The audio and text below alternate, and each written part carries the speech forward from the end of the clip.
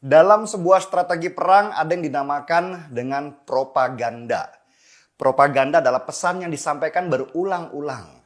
Strategi propaganda ini bahkan pada Perang Dunia Kedua mendapat tempat tersendiri di dalam pemerintahan, terutama dilakukan oleh Nazi di Jerman. Nazi bahkan punya menteri propaganda sendiri bernama Joseph Goebbels. Joseph Goebbels ini adalah orang kesayangan Hitler. Dialah yang berhasil membangun citra Hitler dari belum menjadi apa-apa sampai menjadi orang yang dieluk-elukan mayoritas warga Jerman pada waktu itu. Strategi Goebbels sebenarnya sederhana tetapi mematikan. Salah satu teorinya yang terkenal adalah sebarkan terus kebohongan berulang-ulang sampai orang akhirnya menganggap itu sebagai sebuah kebenaran. Dan itulah dilakukan Goebbels. Dia memainkan narasi bahwa keterpurukan warga Jerman yang mayoritas pribumi adalah karena dikuasainya ekonomi oleh kelompok kecil Yahudi.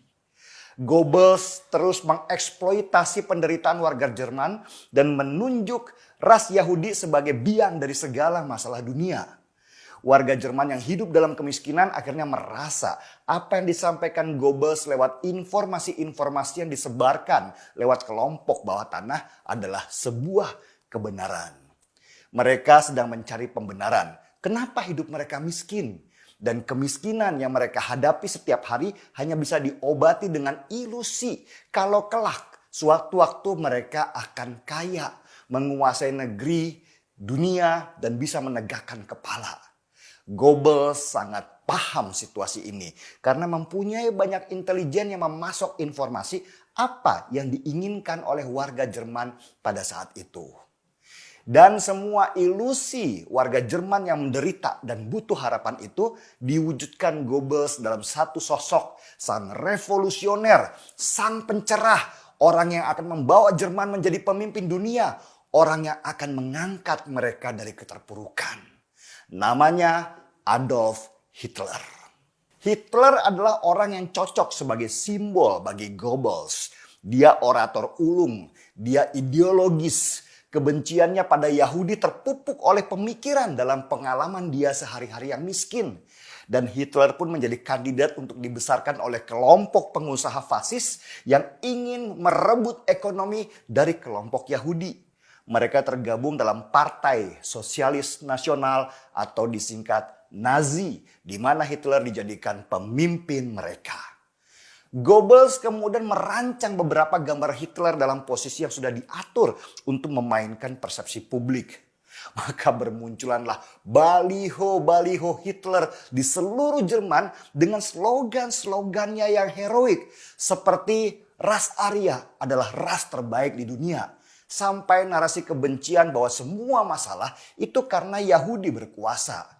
Dihajar setiap hari dengan gambar Hitler dan slogan-slogannya dan dibombardir dengan informasi-informasi bohong yang semakin lama dianggap sebagai sesuatu yang benar, warga Jerman pun terhipnotis.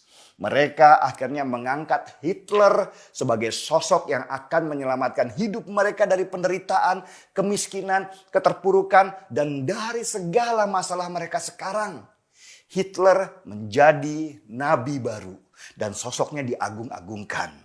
Dia kemudian berkuasa dan begitulah ceritanya sampai akhirnya seluruh dunia terlibat dalam sebuah perang yang mematikan.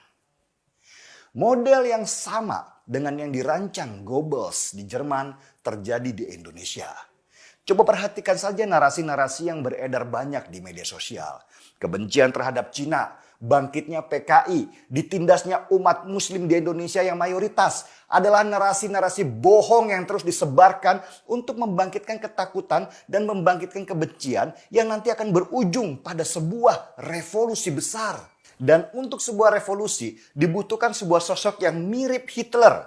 Seorang orator ulung yang bisa menyihir orang dengan kata-katanya. Seorang yang rasis yang dalam pikirannya hanya bagaimana cara berkuasa meskipun itu harus mengorbankan banyak jiwa. Sosok itu hanya ada di Rizik Syihab sekarang. Dan bumbu-bumbu pun ditambahkan bahwa ia adalah cucu Nabi. Dan siapapun yang menghina cucu Nabi, ia tidak akan dapat surga karena dibenci Tuhan. Selain cucu Nabi, Rizik juga ulama yang harus diikuti perkataannya meskipun ia banyak salahnya. Semua kebobrokannya ditutupi dan yang disalahkan adalah aparat keamanan karena mengkriminalisasi ulama. Dan yang terakhir, ia diberi penghias bahwa dia adalah imam besar. Sesudah bangunan suci mirip Nabi itu berhasil dipakaikan ke Rizik Syihab, lalu dibuatlah media propagandanya di mana-mana lewat baliho dan spanduk-spanduk yang disebarkan di mana-mana. Teori Goebbels dipakai, sebarkan kebohongan berulang-ulang sampai dia menjelma menjadi sebuah kebenaran. Dan bahayanya ketika banyak orang benar-benar menganggap bahwa Rizik adalah pahlawan Islam, pengikutnya makin lama makin bertambah. Model pengikutnya pasti mirip dengan model pengikut Hitler pada masanya. Bodoh, miskin, punya masalah, pengangguran, dan mereka yang suka diberikan mimpi-mimpi bahwa kelak Islam akan berjaya. Kalaupun ada yang berpendidikan, biasanya mereka menggunakan barisan itu sebagai kendaraan untuk kepentingan kelompok mereka pribadi. Propaganda Rizik ini benar-benar didanai dan dimainkan oleh kelompok elit politik yang ingin mendapatkan kekuasaan. Itulah kenapa ketika Pangdam Jaya menghancurkan baliho-baliho itu, orang-orang politik itu teriak, Rizik adalah investasi mereka sejak lama. Dan ketika simbol propaganda itu dihancurkan, hancur juga harapan mereka untuk bisa memenangkan pertarungan di pilkada dan pilpres kelak. Model propaganda seperti Rizik ini berbahaya. Dia membangun kebencian-kebencian lewat slogannya, sekaligus menipu masyarakat umum bahwa Islam sekarang sedang ditindas oleh penguasa. Dan kalau tidak dihentikan sekarang atau simbol-simbolnya dihancurkan, maka kelak dia akan menjelma menjadi monster yang bisa mengumpulkan banyak orang bodoh dan melakukan kejahatan besar dengan bungkus agama. Pangdam Jaya sudah melakukan hal yang benar. Dia sudah mematikan api kecil yang kelak dibiarkan akan membuat negara dalam kebakaran besar. Jokowi juga sudah benar dengan membangun ekonomi dan lapangan pekerjaan sebanyak-banyaknya supaya tidak banyak pengangguran yang dimanfaatkan kelompok kecil elit politik yang ingin berkuasa untuk kekayaan mereka dan kroninya. Rizik kalau tidak dihadang sekarang, dia kelak akan menjadi Hitler dalam bentuk lain di negeri ini. Hitler yang berbaju agama dan akan membuat kerusuhan di mana-mana. Cuma memang menghancurkan simbol Rizik nggak mudah.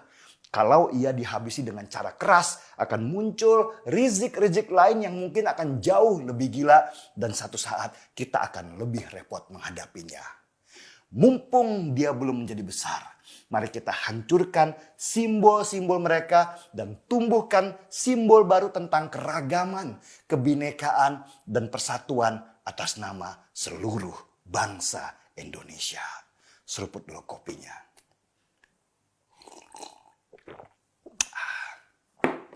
Marki Bong, mari kita bongkar semua. Saya Denny Siregar, kita di acara Timeline.